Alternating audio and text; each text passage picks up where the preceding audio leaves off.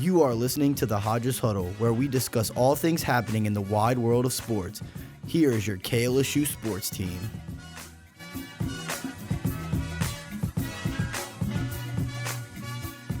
Welcome into the Hodges Huddle. I'm your host, Andre Champagne, and today we are joined by Nathan Messina and Raven Freeman. Today, how are we doing? Doing good, man. Happy to be here. I'm doing well. How are you doing, Andre? I'm doing good, and we are now through week 3 of college football and week 2 of this NFL season. So let's get started. Let's start off in the NFL. On Sunday, the Baltimore Ravens defeated the Cincinnati Bengals to improve to 2-0. This one was a very close game, and it was a little bit sloppy. So starting off with the Bengals, what is the problem just with them in general? I mean, I don't know that it's any one specific thing. I think maybe you could point to the offensive coaching a little bit. I feel like their scheming just has not been good, but obviously Joe has been a little bit of a problem. His play has been a little subpar, but we'll get into that in a minute. I was about to say, besides Joe Burrow not being his healthiest, I would say the amount of penalties this team puts up. I mean, on Sunday, they committed 7 penalties, giving up 42 yards. And then you can just tell there's a lot of frustration on this team right now. They're putting it all on their opponents in a negative way and on each other. Players have been seen arguing on the sidelines during both their games this season. It just seems very toxic, which is unusual for the Bengals. Yeah, I agree. It's kind of been toxic, and that's kind of stuff you would have kind of looked for if Eli Apple was still on the team, but he's not. But right now, I think for the Bengals, it's a coaching problem. I think the Bengals just look so unprepared to play both of these teams that they started off with that they forgot what they're completely capable of. I mean, losing those 2 safeties and Von Bell and then Jesse Bates, really big loss. And then, honestly, losing Eli Apple was kind of hurting them too, because now offenses are kind of just rolling on their defense. But why is Joe Burrow starting so slow? Is it the calf injury? Is he not 100%? I think so. I mean, look, man, the same thing has happened with Joe pretty much every year since he's gotten in the league, right? Yeah. He'll get hurt. He'll miss pretty much all of training camp, and then he'll get off to a slow start. And then the Bengals will just blow up again, and they'll beat the Bengals, and Joe Burrow will be Joe Burrow. And I think you just got to be patient. Obviously, I don't know if they had an 0-2 start in any of those years. They did. They did? Yeah. Okay. The past 2 years. Okay, but then look, man, I think that you don't have a whole lot to worry about. Yeah. Don't panic. You've seen this happen before. You guys are going to be fine. Yeah. I mean, I don't know. I still disagree. I don't know how you guys are so calm. I mean, the podcast before the NFL started, y'all were like, oh, he's 100%, he'll be fine. But, I mean, he's not, and he's playing it safe. On Sunday, it was reported that he re-aggravated his calf, which is why he was seen limping after the game they played against the Ravens. I mean, he looked a little bit better. Well, he looked a lot better than he did week 1. Mm-hmm. He threw for 222 yards, 2 touchdowns, and only had 1 interception. But this is not the dominant Joe Burrow we all know. And I think it's because of this injury. I feel like this one is more severe than what we've seen in past seasons. And, y'all are so relaxed. I'm really worried for this Bengals team. I wouldn't say relaxed. He just doesn't look like his old self, obviously, which was he's kind of athletic when he gets out of the pocket, but we haven't been seeing a lot of that. Right. I think his offensive line is obviously being back to their old self, and his receivers just weren't getting open. I can't believe Jamar Chase got held to under 80 yards against the Ravens. Yeah, and I think part of that goes back to the offensive coaching we were talking about, and the way they're scheming the offense. I think they're just doing the same old thing. Yeah. You can't just keep doing the same thing against a team that you were doing relatively well against in the past. But I think Joe Burrow just needs to play more his game with moving outside the pocket at times when it collapses, kind of getting out of there. But obviously the calf is still bothering, so he can't play his game right now. But shifting towards the Ravens, what does this mean for them, this win? Look, man, Raven might be jumping in a lake is all I'm saying, dude. Yeah. Ravens look really good, man. I mean, they've got this new offense, that they've got going. They're spreading the field a lot more, which you haven't seen for the Ravens in years. A really, really, really long time. They've always just been run the ball, run the ball, run the ball. And now they're actually passing and throwing. You're seeing Lamar get these good throws. So those running back jokes are going to go away. Yeah. I mean, and then they added Zay Flowers, too, who looks awesome. Odell looked really good, too. And then he got hurt. But yeah. So hopefully he'll be back soon. But, I mean, I think they could easily win this division, man. I mean, Nathan took the words right out of my mouth. I mean, the Ravens had a lot of hype, and people didn't think they would live up to it. But so far, They have. And like Nathan said, I might be jumping in the lake. I definitely see them winning this division, no problem. Yeah, you might be jumping in that lake, but that's it's a long ways away. So It is. I think this win not only shows that the Ravens can finally beat the Bengals, because that's obviously been a problem for them in the past, but this means that the Ravens can go out and they can win the AFC North. I know it's early, but if Lamar Jackson can improve that turnover issue that he's kind of seen these first 2 weeks, he's been fumbling it a lot. They're going to be a really sneaky team to watch out for if he can fix that. But are the Ravens a team down the stretch that can kind of compete more than an AFC North, maybe like make it to a, divisional series, kind of stuff like that? Yeah, I mean, I think obviously it's only week 2. Mm-hmm. But with the way they look right now, Right. Currently, I mean, yeah. if they play like this consistently, Yeah. Then no problem. I No feel problem. That yeah. defense, that defense is some strong. serious, yeah. Yeah. What do you think? You think so too? I mean, obviously you picked the Ravens to be in your Super Bowl. Has that changed? Oh, no, it hasn't changed, especially after these 2 weeks. They've proved every one of my decisions right. So y'all are going to be eating y'all's words. I don't know about You'll that. be the one jumping in the Yeah. lake. So Yeah, That's fine, but yeah. I'll be Either way, happy. we win here. Either way, we're winning. So I mean, I say my predictions. Y'all are like, no. Watch. I don't think it's crazy to say. I always thought Right that the now you Ravens. don't. No. Week 2. I always thought the Ravens' defense was really good. Mm-hmm. It was always the offense that they were kind of missing some pieces. Iffy, Lamar yeah. never had wide receivers to throw to in the first place. That is true. But I mean, Rashad Bateman kind of stepped up, took that step forward in his game after the spring. But I will also, give you if Odell can stay healthy, I think this team's really going to be dangerous. Yeah, I will give you credit, Raven. I didn't Yeah. think the offense was going to be this good. Thank you. Yeah, I wonder how yeah. long Odell will be out for. I don't think a report has come out yet, but that's one thing that did worry me about yesterday. Yeah, I'm a little worried about that, but I'm starting to agree with you in terms of whether this team might go not only win the AFC North, but they might go like play spoiler to some of these teams in playoff games down the stretch. But obviously, you can't rule out Joe Burrow yet in That's the true. AFC North. But again, you have Pittsburgh, who you don't even know what you get out of them. Their defense is so good, and then their offense is just meh. That was just if you're talking about last night's game, the Monday Yeah. Night Football game. It was sloppy.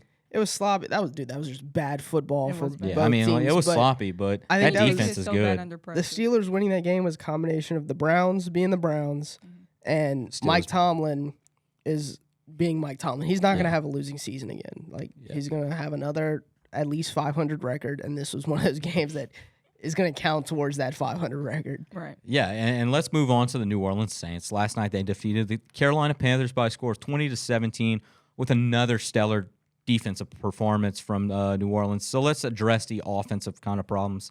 What does the New Orleans offense need to do better for them to score 7 and not 3 when they're in that red zone? I want to see Taysom Hill more, man, in the red zone. I feel like they only use him in outside of the red zone. Yeah, like open field. It's a little Yeah. frustrating, man, but because it works so many times when you are in the open field, and then you get to that 20-yard line and you just stop using him. It feels like if you use him in that red zone, he's probably scoring a touchdown, or at least 2 or 3 plays. He even ran some plays at running back last night. Yeah, and he kind exactly. of looked impressive. It's kind of hard to bring him down. What do you think, Raven? I mean, I just feel like the O-line was Yep. non-existent Yep. in the red zone last night. I mean, Carr was forced to throw these kind of bad, quick passes. I mean, Yep. it's really not his fault.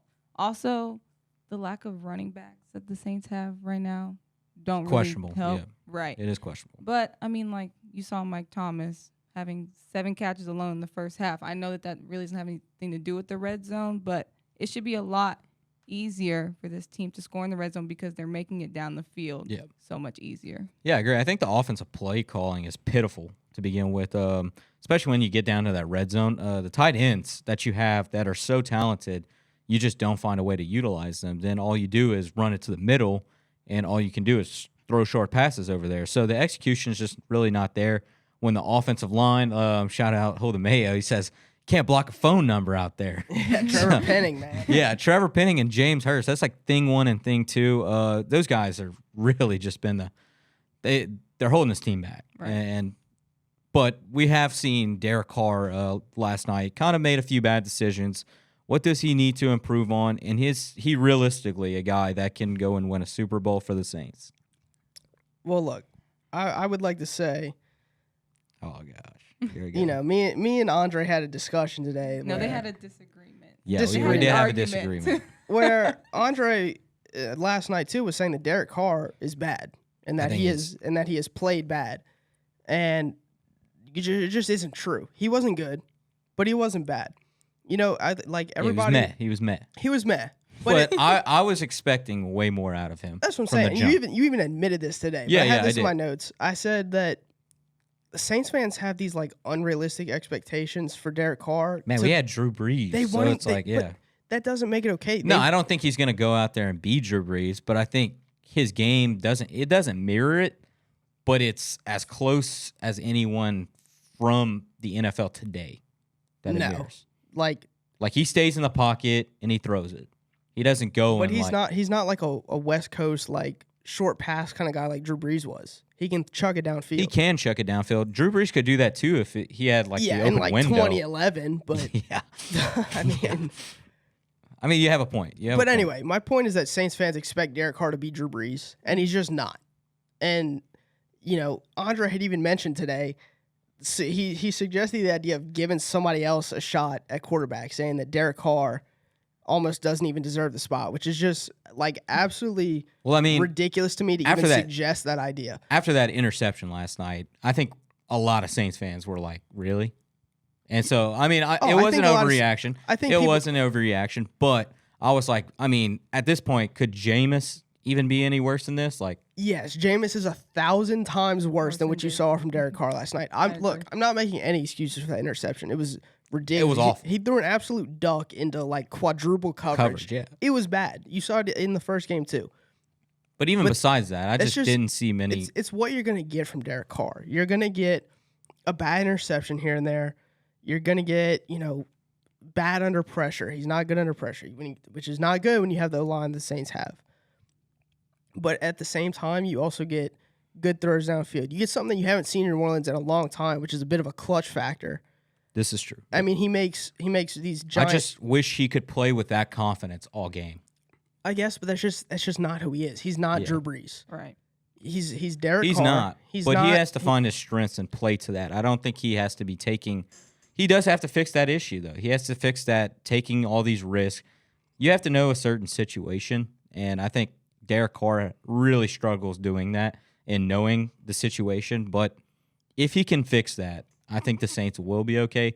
But realistically, I just don't think this is a guy that can go out and win a Super Bowl. I mean, I don't think that it's like impossible. Because with Derek Carr, it's like, I mean, nothing's impossible.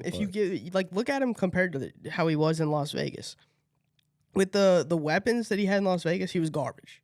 I'm not gonna say garbage, but he wasn't good. I mean, he wasn't up to par. Yeah. Now he's got the weapons in New Orleans that he has, and he's playing better than he did in Las Vegas. Like, and I know it takes time. You give him with these a different weapons, scheme. You give him these weapons. You give him a better offensive line. You're gonna have to improve the offensive line a little bit. It's just weird because what we saw in the preseason was much different than kind of what we're seeing now. Like we saw like a guy that was just kind of slinging it down the field. Just, I mean, yeah, but it's also preseason. And he's playing against no, but he was playing players. against first team defenses. I guess, but it's still it's preseason. You can't put too much faith in it. But like I said, he's easily like the best quarterback that we've seen since Drew Brees. I mean, yeah, that doesn't mean obviously. he is Drew Brees.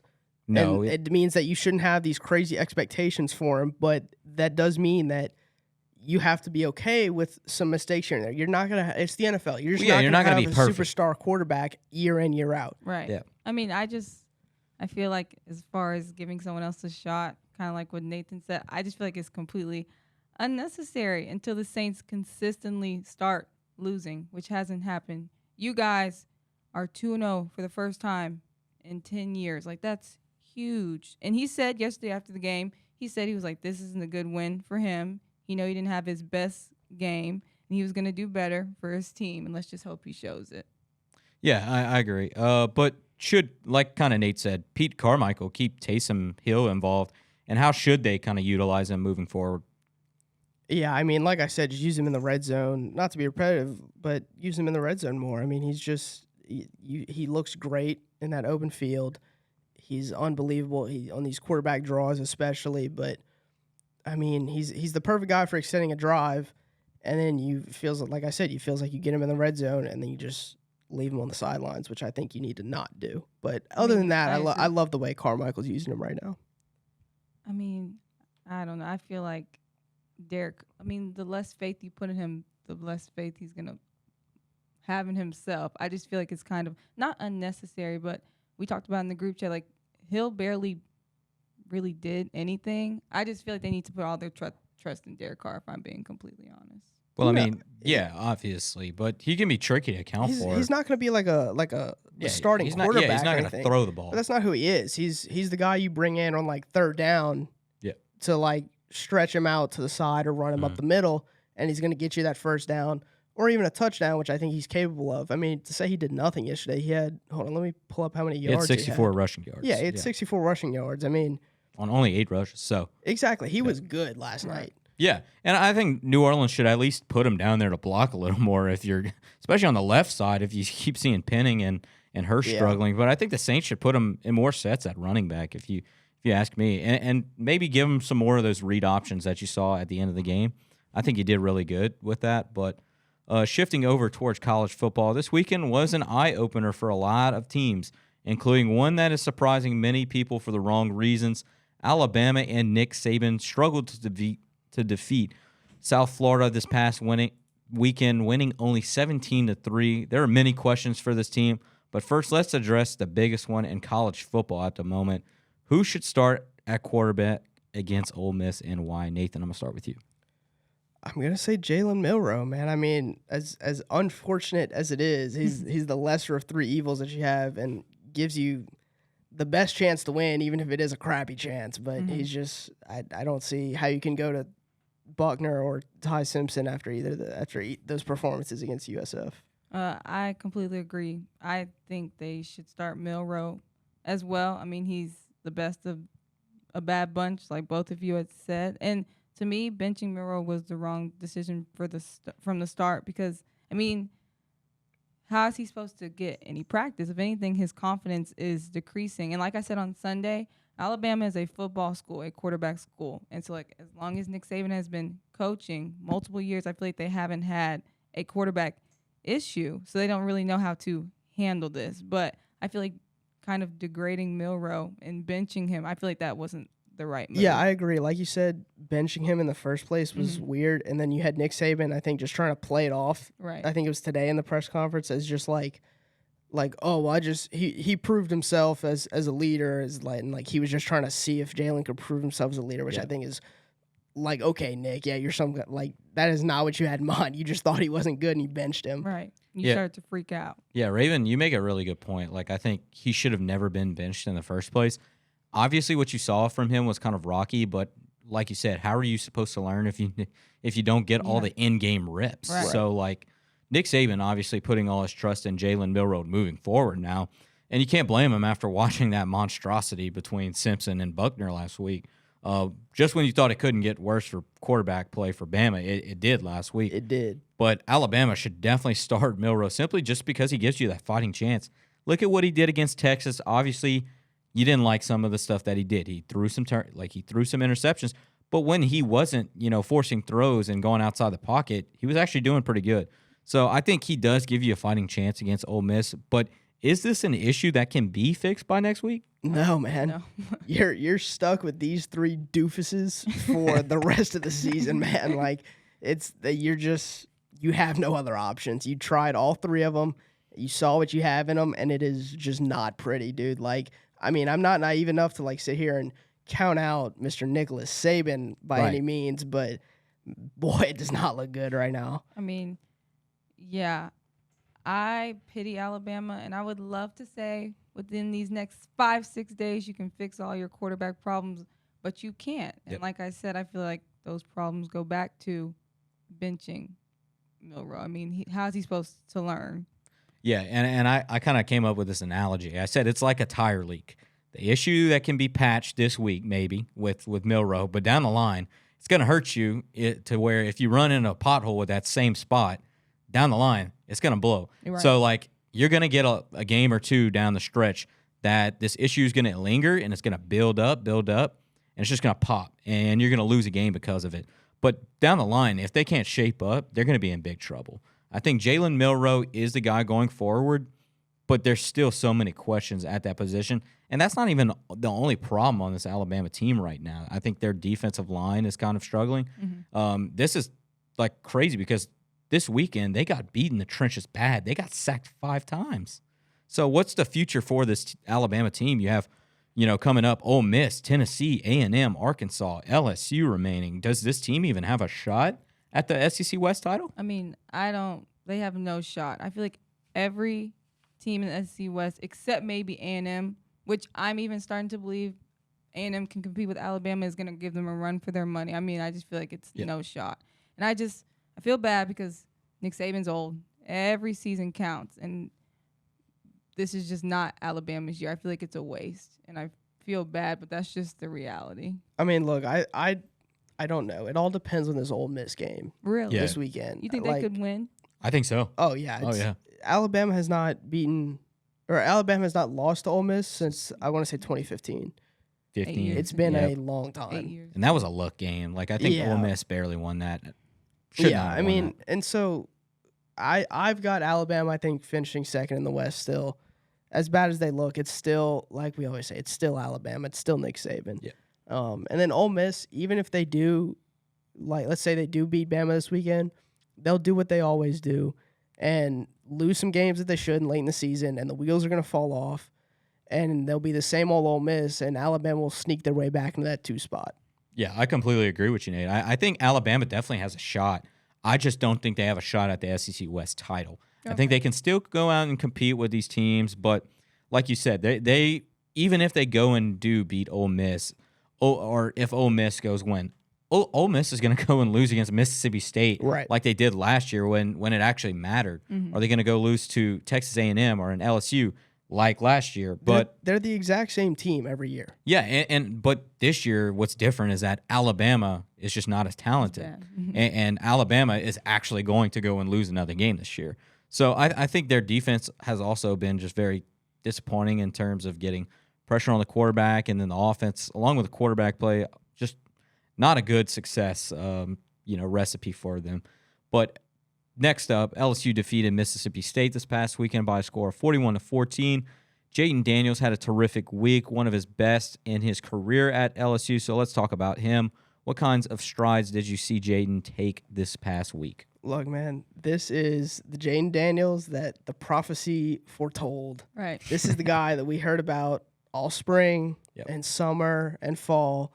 And then you hit that FSU game, and it was like that. It was like that Jayden Daniels that we heard about was just a myth, and that was it. We were never going to see that guy, but he has arrived, ladies and gentlemen. He is here.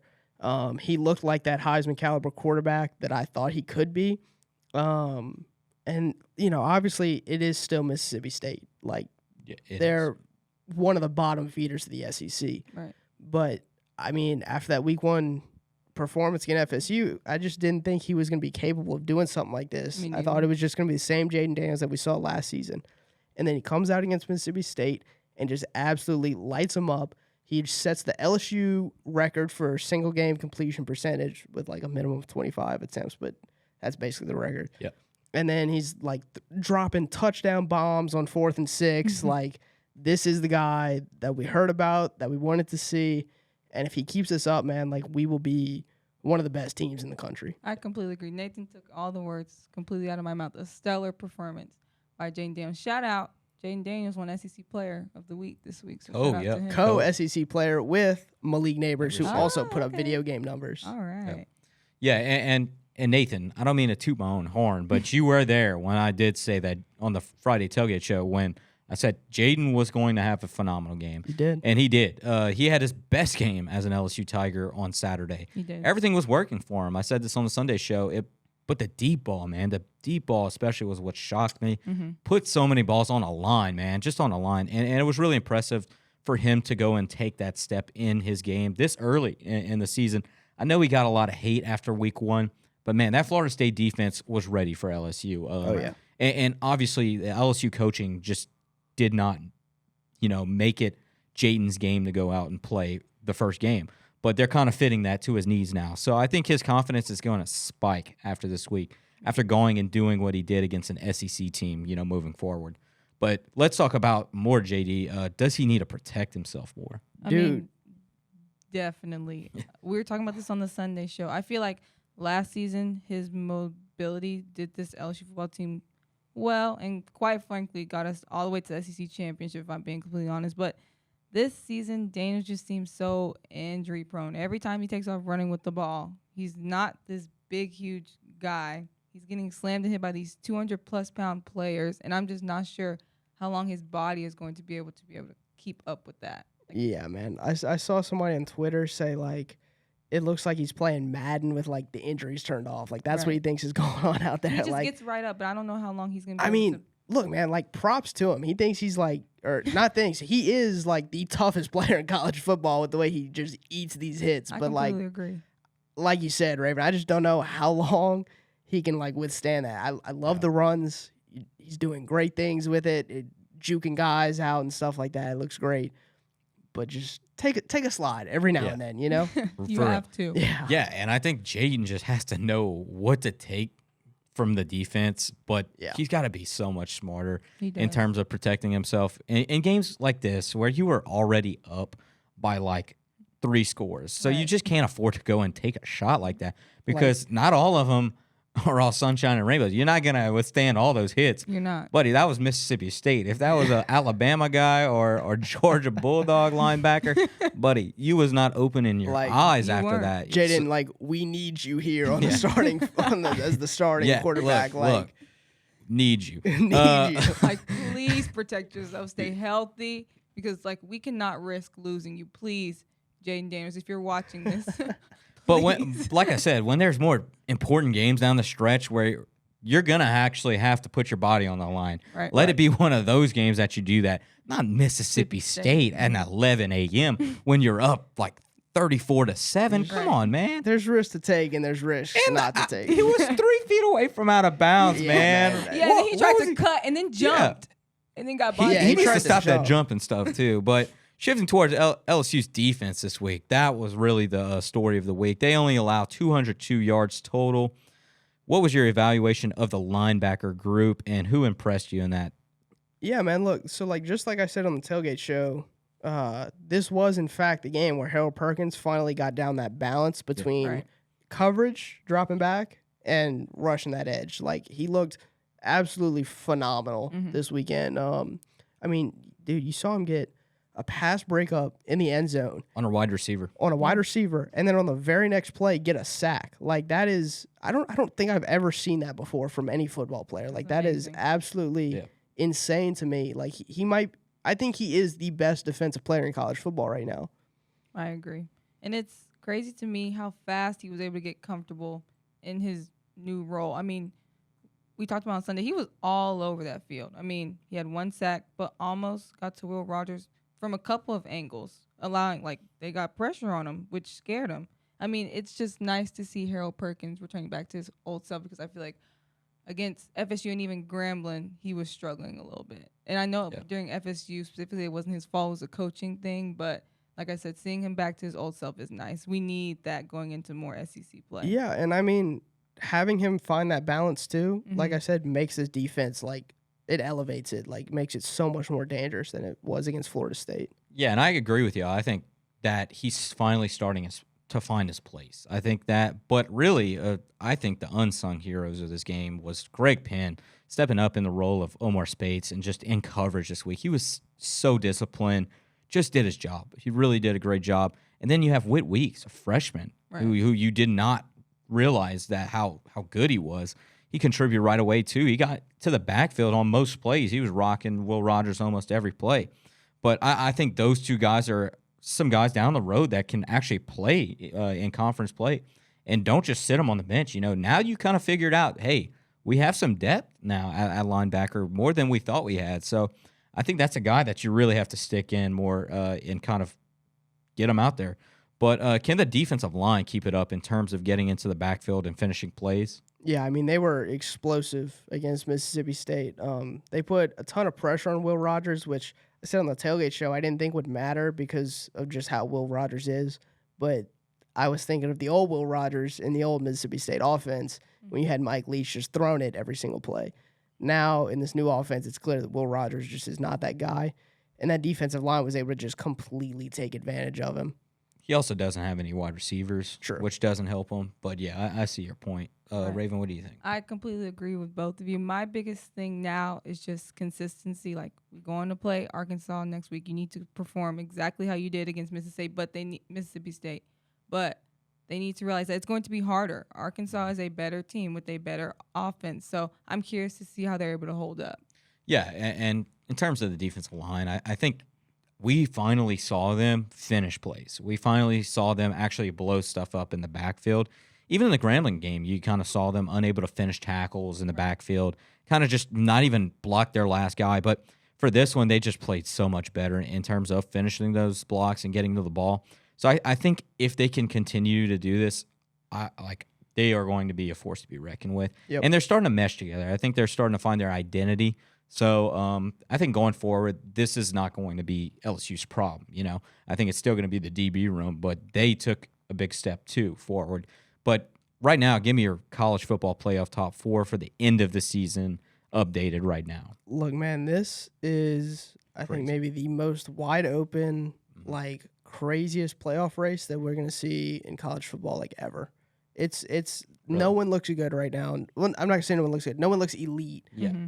No one looks unbeatable.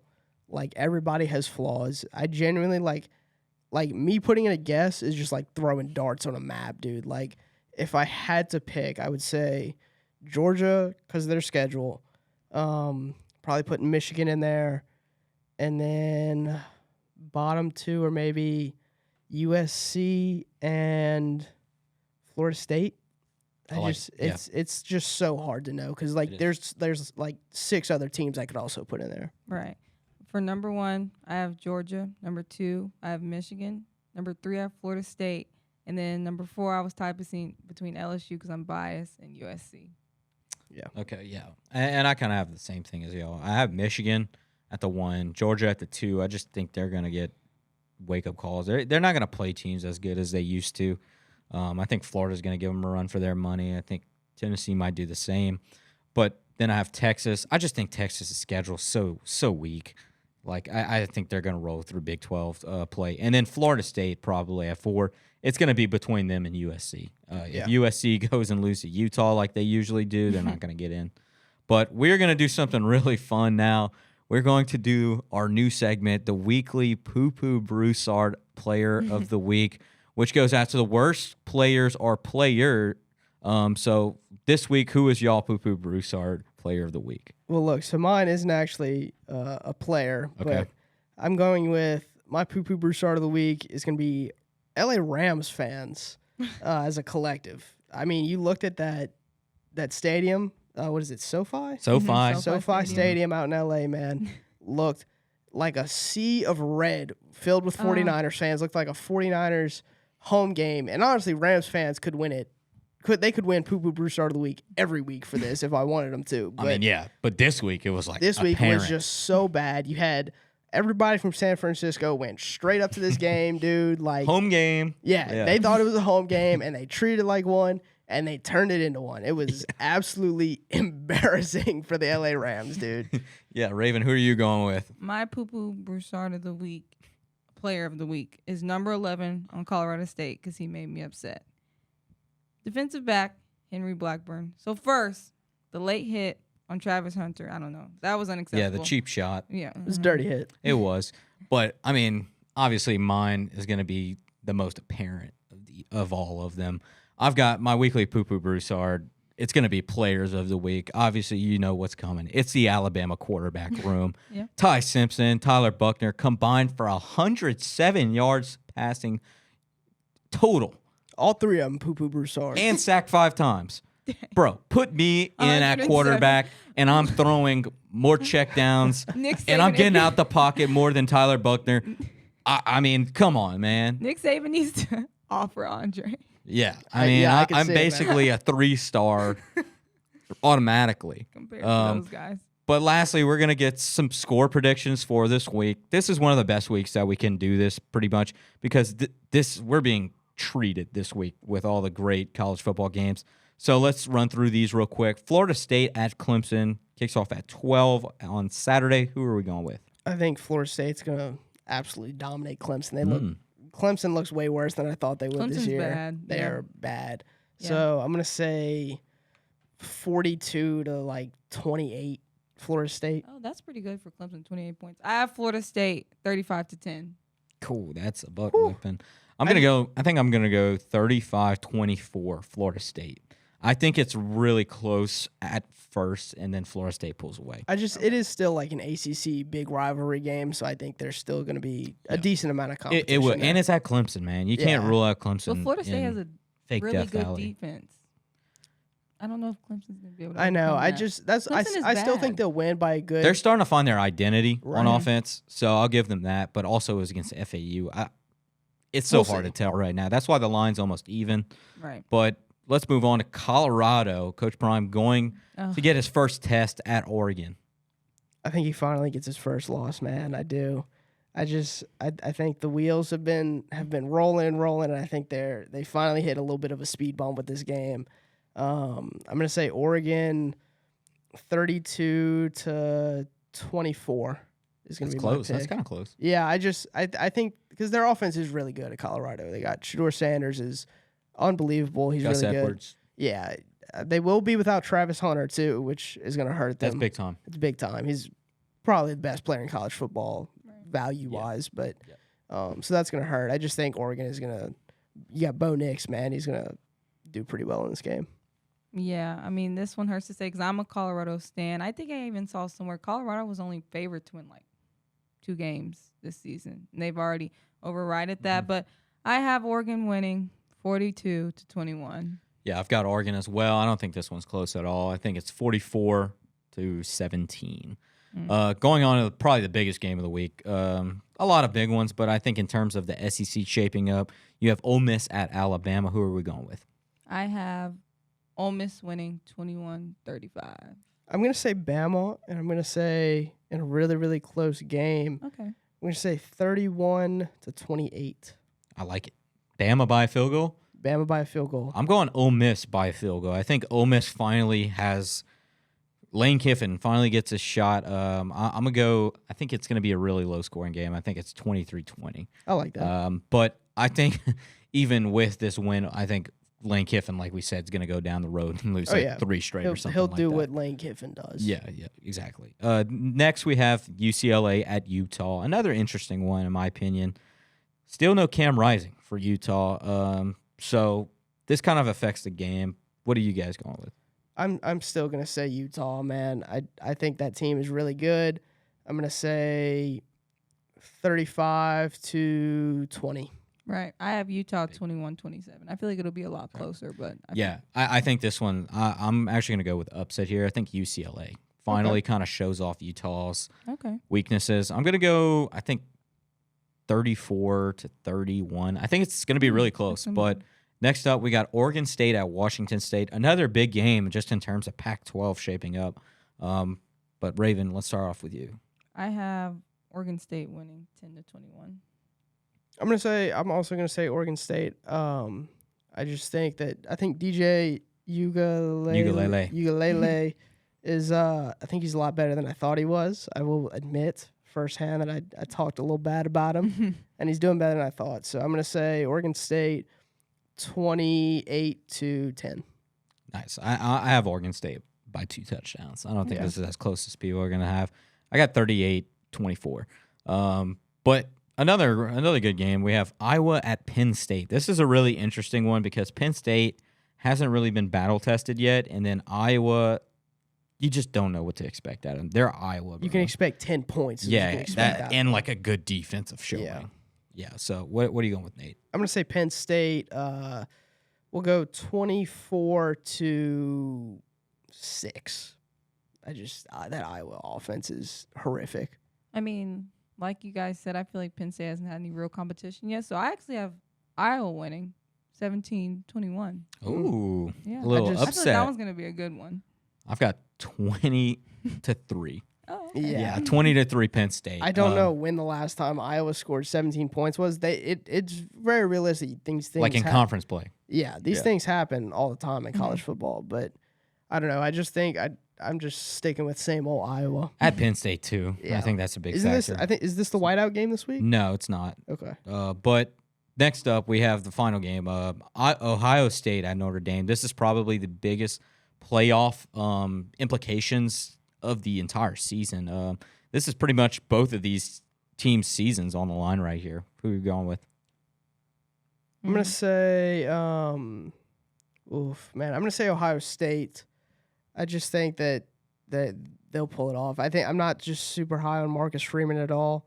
I'm gonna say Ohio State 34-21. You going Ohio State? Yeah. Okay. I literally said Ohio State. 30. I just, like I said, I'm not high on Marcus Freeman, dude. I just don't think he's that good. I think he finally gets his program defining win. Yeah. I think he wins 45-38. I think this is actually a really high scoring game. But that will do it for us today here on the Hodges Huddle. Big thank you to Raven Freeman and Nathan Messina for joining me. I am your host, Andre Champagne, and this has been the Hodges Huddle.